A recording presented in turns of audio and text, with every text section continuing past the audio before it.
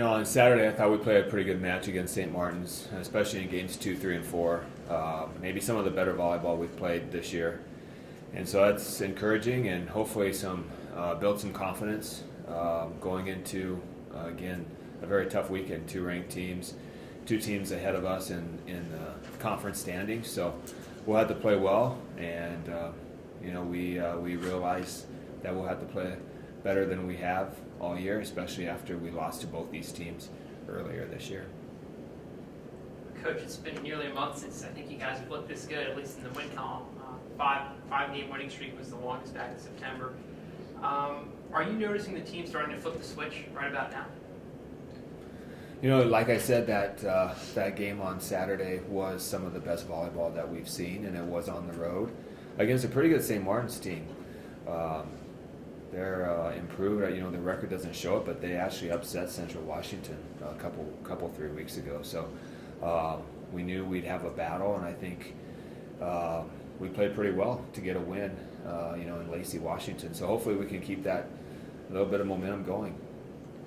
What are some things you're going to have to do differently this weekend than you did against these opponents last time you played them on the road?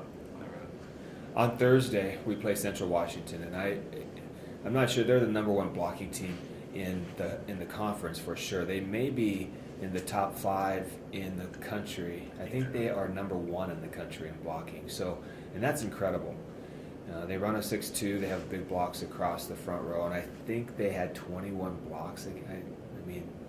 We made them look really good the last time we played them, and so we're going to have to get around the huge block that they have.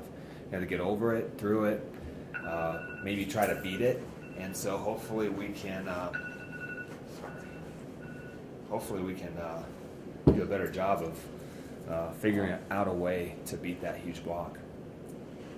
Is there something that maybe you've spoken about with 8 games left since the 6 of the 8 being at home, in terms of maybe saving the season and trying to clinch a playoff berth, given that you're 4th now in the GNAC, and 2 of these teams you're playing are all ahead in the standings this week as well. So any talk like that at all? We know that we have to do well in the second half of the season in order to, make postseason play, and the door is still slightly open for a conference championship too. So, things are still a long season yet to play, and hopefully we can come out and play a little better on Thursday than we have been. And from what you've noticed on this 4-game winning streak, what are some things that have maybe the team's improved upon during that span? Defensively, Keala has done a great job along with Taylor Noga. I think our defense has gotten better. We are out digging teams now, and earlier in the year, the teams that we were playing actually had more digs than we did. So I think defensively we're doing a better job. Offensively we're still trying to get used to our 5-1, and I think we did a great job again on Saturday.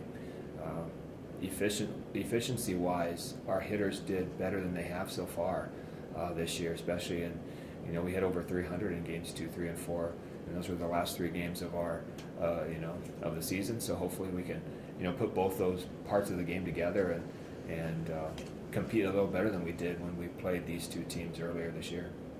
Obviously, one match at a time, but what are some of those challenges that NNU will present?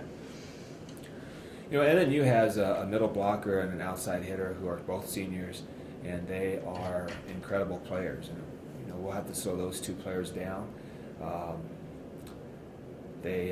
We didn't do a very good job of slowing them down the last time we played them, and we knew that's what we had to do. So, both very good teams. The team that we play on Saturday only has 1 loss so far this year. I think they're in the top 10. So, we have our work cut out for us.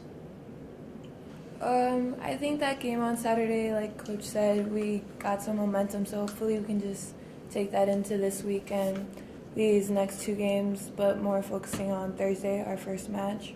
So just taking that momentum from last week and putting it into this week.